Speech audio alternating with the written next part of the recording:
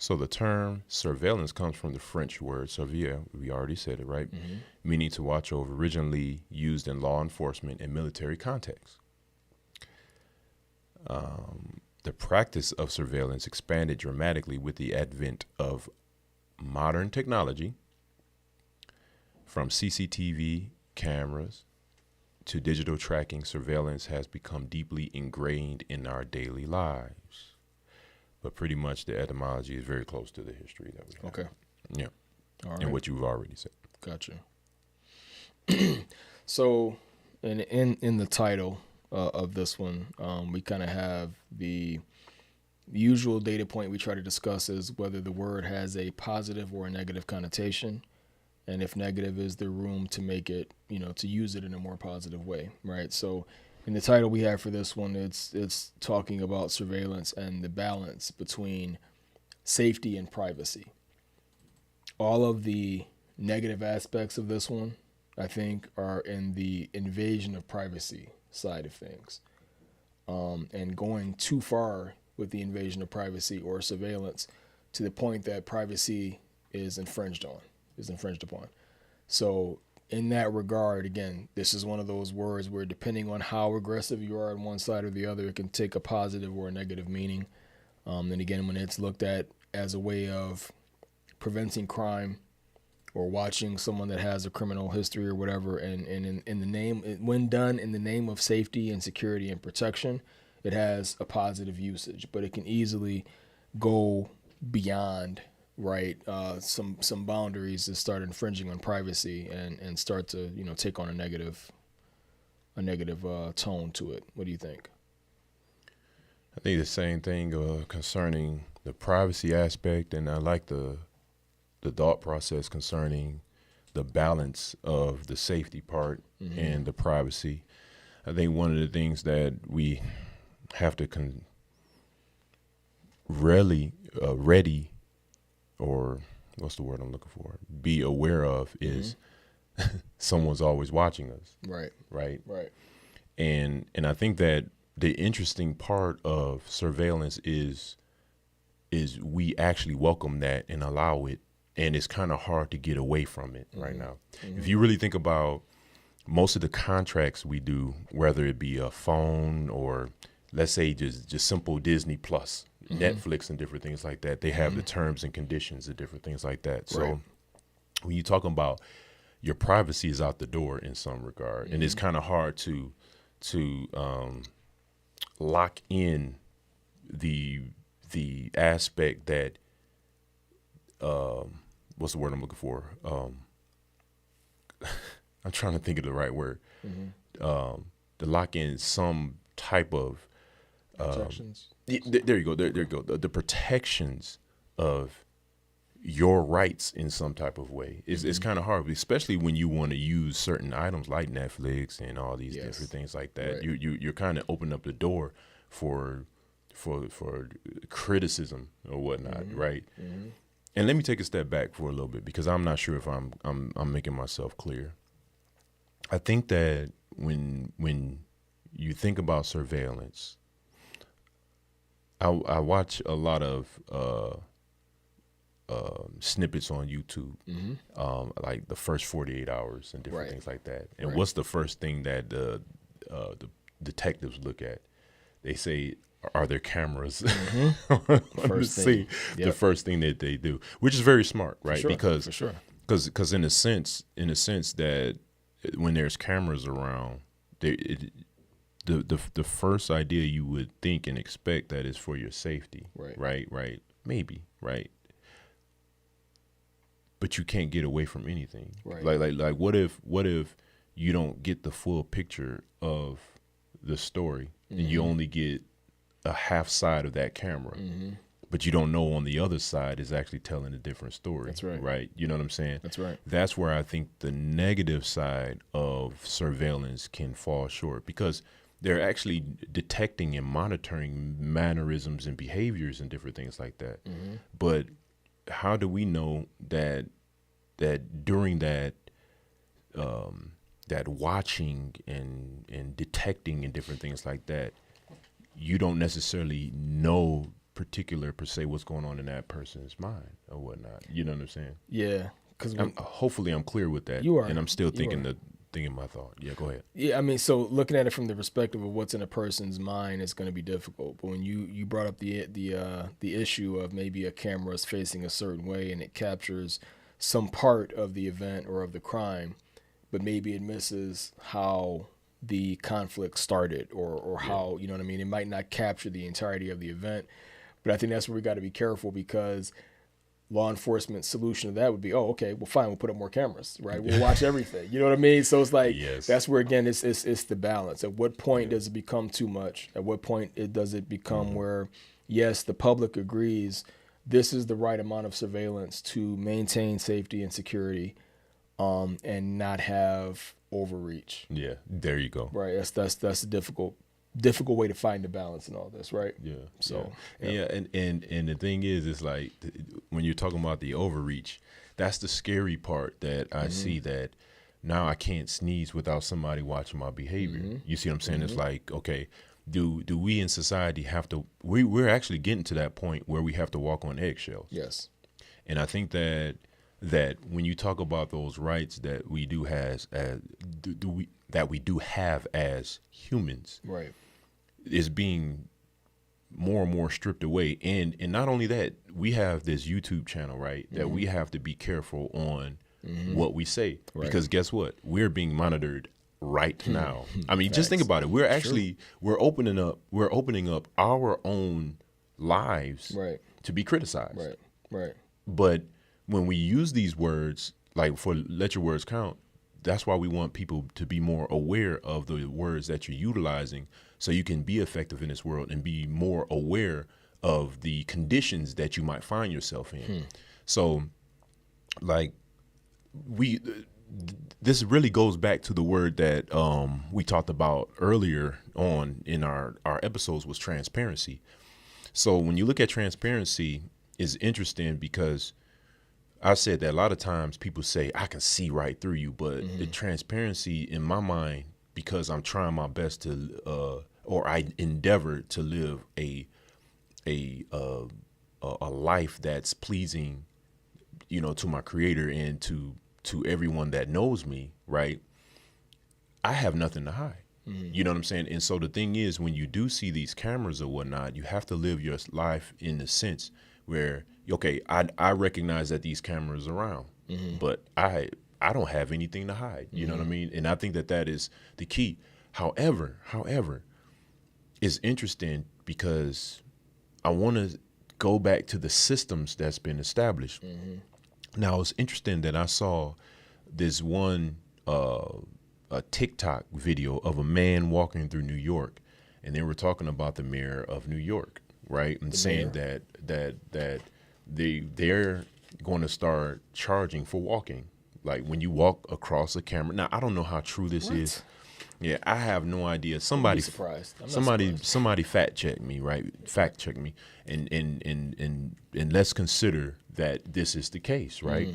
So now, not only that you are walking across, because guess what? You driving in your car on these highways, the cameras are checking your license plate. That's right. You see what I'm saying? So when you talk about surveillance, you're talking about it's going to be a monetary thing eventually. So, are we as humans, to go back to your thought, is the overreach something that we didn't consider, right? And even if we did consider, did it even matter? Where you have systems and governments or authorities that's in place that can overstep, right, and implement these things that actually they can say that it's safety, but it's not really safety, right? It's more control mechanisms or whatnot. You see what I'm saying? That goes back to your point, like, really. No, that's that's on point.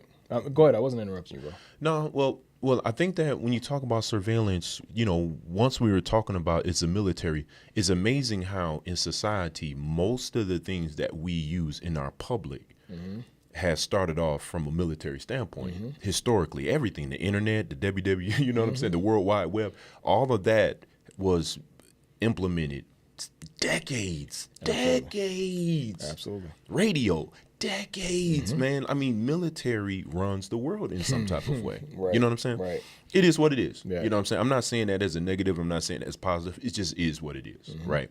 So when you talk about something like surveillance and different things like that, who's the first one to do it?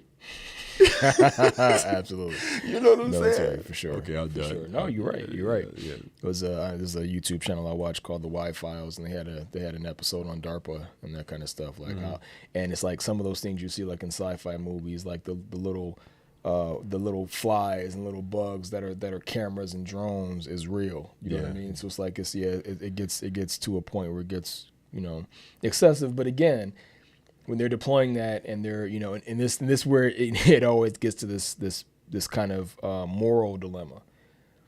We're probably okay if they deploy them all overseas and are watching our quote unquote enemies, right? But if they have something that's like a fly or a mosquito size and that's not detectable as an insect versus a machine, nothing's stopping them from using it over here. And you could be sure that if they're using it abroad, they're using it here too, right? Yeah. So it's like, at what point, you know, and this is where a lot of discussions kind of come back and go full circle is, you're okay with it happening to somebody else, but not okay with it happening to you. And that in itself kind of prompts that we need to discuss this a little bit more, because hypocrisy and, you know, again, rights for, you know, what is it, rules for thee, not for me kind of thing just doesn't work. You know, it has to be an even playing field for everybody.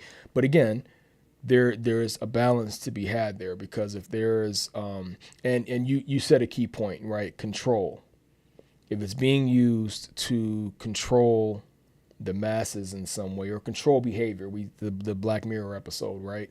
Where the surveillance was going on to guide behavior in a certain way, to manipulate public behavior, right? You were being watched all the time. And by the way, they have a system like this in real life in China, the social credit system. Yes. Yeah. You're being monitored. And if you say something out of line on social media, or you have a blog post that, you know, that's not favored, or you have a news channel or a YouTube channel and you say something that's not favored or not favorable about the government, you start to take these social credit point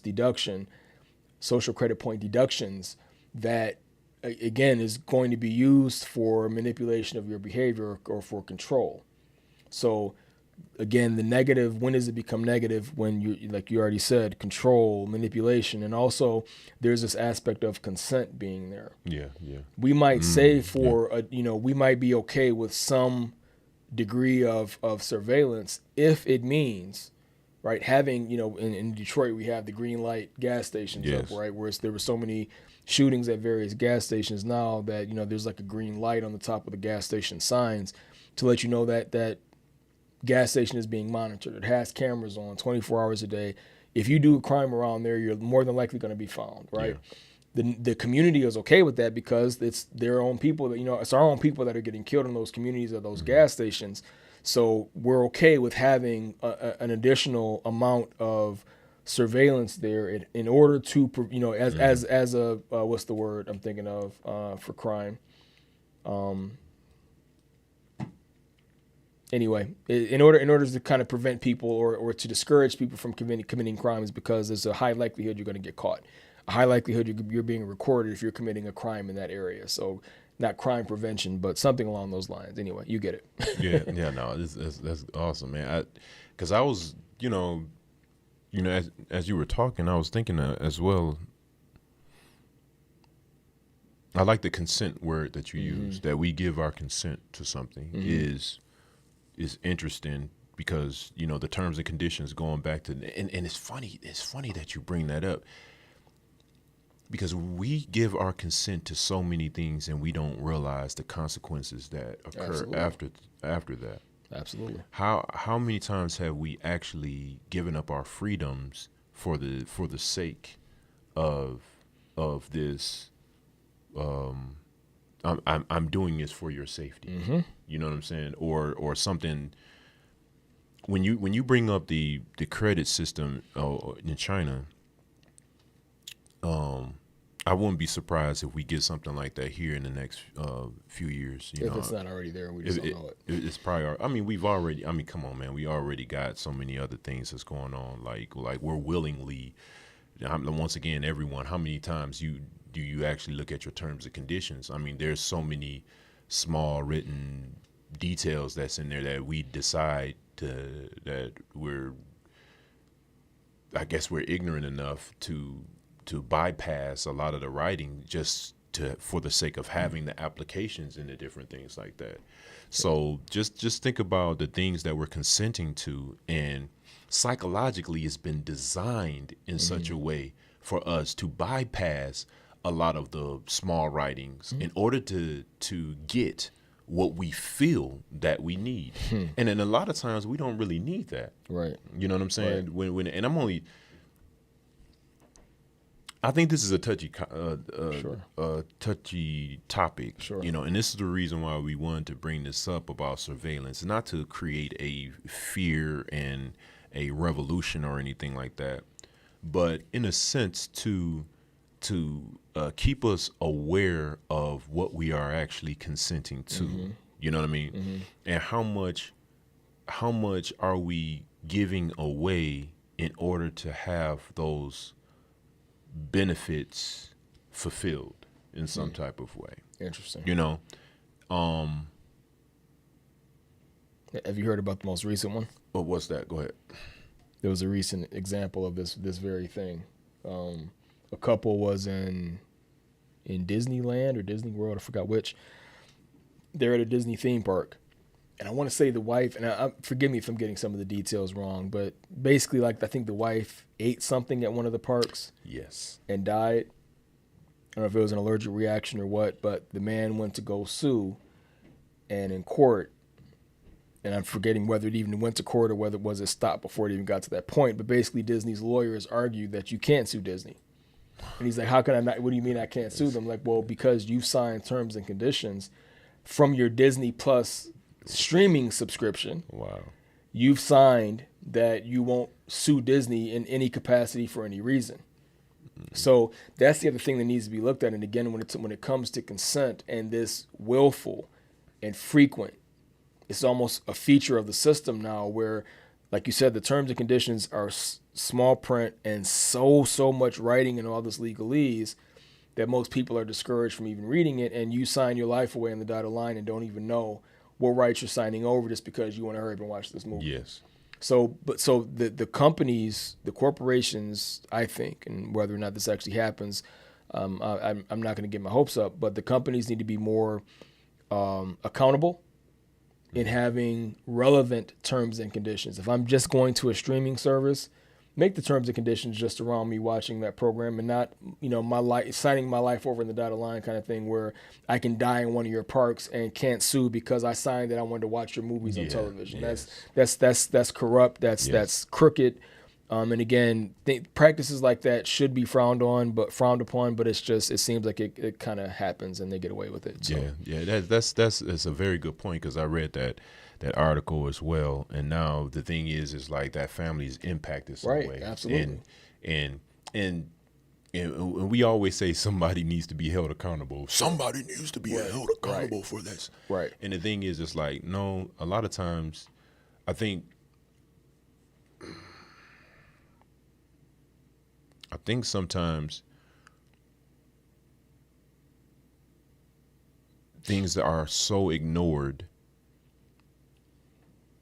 and I look at life like this. Mm-hmm. And as I get older, living in Detroit in the 90s, there was a couple of things that happened to kids, right? Living in, if you wore Jordans, 9 times out of 10 you walking home barefooted. Mm-hmm. Mm-hmm. Right. My mom was like, "You are not getting them shoes." They would. I mean, I wore the cheapest shoes, man. I mean, I'm sure people that's watching this show that know me from high school can attest, man. And I think that it's funny because we don't. I don't even know why I even brought that up, man. Because I was thinking about the things that we deem important is not really important. Interesting. You know what I'm saying? Going back to like, we don't think that it would happen to us. Right. That's what I'm saying. Is like, even with, there's so many hackers out here, and we just go ahead and live our lives, and the impacts of thievery, of being robbed, and different things like that that just don't go across our head daily, right? And so I think that we ignore, and I'm not saying live in fear. Like I said earlier, it's not about living in fear, but just being more aware of the choices that we make. Yes. Because the point that I was trying to make, or I was thinking about, is we don't necessarily think that it can happen to us. Right. We lived in Detroit, in the 90s, where we knew so many cats, so many young guys, young men sold drugs. They were drug dealers, and they didn't think that their end was going to be met by the time they were 18 to 19. You see what I'm saying? And so what the reason why I brought that up is kind of like signing our lives away for contracts that we haven't really took the time to really look at. Right. I find myself now looking at terms and conditions. Right. I'm starting looking at the warranties and different things like that. Not in detail. I'm not saying that I do everyone, but I'm starting to get the practice of that, because it's so many sinister minds out there that want to take advantage of people, right? And so I value my privacy. I really value my privacy. And I think that privacy is like a treasure. It's like gold. You know what I mean? And if you can protect your privacy in such a manner that, it's not getting exploited and different things like that. Just think about most of the celebrities out there. You got the paparazzi out there that's constantly on them. And you actually feel bad for them, because they don't have a moment to even sneeze unless it's broadcasted in some type of way. You see what I'm saying? You talking about their privacy is gone. It's gone. But see, the thing is we only see a very, very short, small piece of their life. They might have some privacy in some type of way. I would think so. You know what I'm saying? I would think so. Go ahead. I didn't mean to interrupt you. No. I was just saying that, like, I don't know. I think this subject is a lot deeper than what we're making it. But I do, at least I want the audience to say, hey, be aware of this surveillance. And as much as you are being surveyed, so to speak, you should monitor and do the same thing, right? I think that you should be empowered to ask questions concerning consents, your terms and conditions and different things like that, in order for you to protect yourself. And I don't think that I think society has conditioned us to just go with the flow of things and not be mindful or educated in how important privacy is. You know what I'm saying? Go ahead, G. I know you was about to say something. No, you good, man. It's just, it's what you were saying. I think that there needs to be, I hate to use the word reckoning, because it sounds like you're calling for something like violent or drastic or whatever. But, it needs to be, I think, some kind of common sense applied when it comes to some of these terms and conditions. And like you said, if I just want to go, to the store and buy something simple, and you have to sign that you're signing off on these terms and conditions before you can take the product home. And it's like, so many times, like, I want to just like walk away, like, I'm not going to sign this for that thing. But it's like, it's something that you need, or that you think you need, or whatever. And you're like, whatever, it's just, it gets frustrating. And I think that, it gets to a point where it's kind of ridiculous. Yeah. And you brought up a great point, because I think this is the part of this topic of surveillance that I think needs to have more discussion. And I hear, and this kind of comes up as a frequent quote or saying around the topic of government surveillance or government intrusion into privacy. And we hear a word kind of used, let your words count, right? A word kind of interchanged with part of this phrase. And the Ben Franklin quote that we hear a lot of times. those who would give up essential liberty to purchase a little temporary safety deserve neither liberty nor safety. And the quote, again, comes up oftentimes in the context of new technology or concerns about government surveillance. But the word he used, right, those who would give up essential liberty, is not necessarily the word giving up privacy, but it's the question, kind of begs the question, well, is a right to privacy an essential liberty? And if so, to what degree? Okay. Like you said, celebrities. That's right. You've become rich being in some form of entertainment for the people. The people that are consuming your entertainment, your art, are giving money for that art, and that's how you've enriched yourselves. And then it's not really a surprise when you step out into public and you have cameras chasing after you, because those people think they're purchasing access to your life when it's not. So I'm not justifying it and say it's deserved or anything, but it's not a surprise at this point. Yeah. The limelight, being in the spotlight, being a public figure and a celebrity, you're going to be sacrificing something in terms of your safety. Do you want to trade that lifestyle, your wealth, your everything else, for some degree of your privacy to where you can never step out? I heard Michael Jackson had rented out grocery stores sometime just to have the experience of being able to walk down the aisle and buy his own groceries. Man, I know. It's like, so to what point is wealth and celebrity important enough to you? And then for us common people who are not celebrities and everything else, at what point does your privacy begin to count as an essential liberty that you're not willing to give over? That if it was a matter of your consent, you would say, no, that's not something I'm going to agree to. And then if you say no, does it matter? Are they going to still be able to surveil you or do whatever they want? You know what I mean? Just regardless of whether you consent or not. So this is, I think, where it becomes this question of, well, what's the extent of privacy that we deserve as a right or liberty or a freedom versus if I'm out in public, you know what I mean, where random CCTVs can catch footage of me doing something.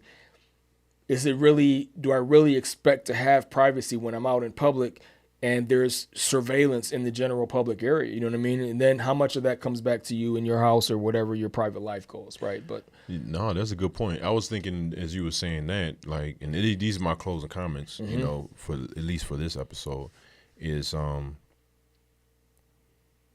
to me, when I see cameras all the time, I think one of those things is it to keep crime out? But to quote CeeLo, the CeeLo Creed, yeah, pretty much. Do it, Goody Mob, or keep us in, right? You know what I mean? And I think that when I think about surveillance cameras, I think you are already guilty before you're proven innocent. That's kind of like how I look at it. It's like, no, we're doing this for our safety, and we already brought that up earlier. But one thing that to go back to your point is, like, what do you expect to do? What is your expectation when even if Ben Franklin was able to quote such a statement, make a statement, to make a statement in that way, that lets you know he suffered the same. That's his experience. He's just not going to make up something like that without knowing that he was impacted in some type of way. Gotcha. You see what I'm saying? Yeah. And I think that all of us need to learn from that. Now, he's supposed to be like one of the founding fathers or whatever the case may be of this country. You know what I'm saying?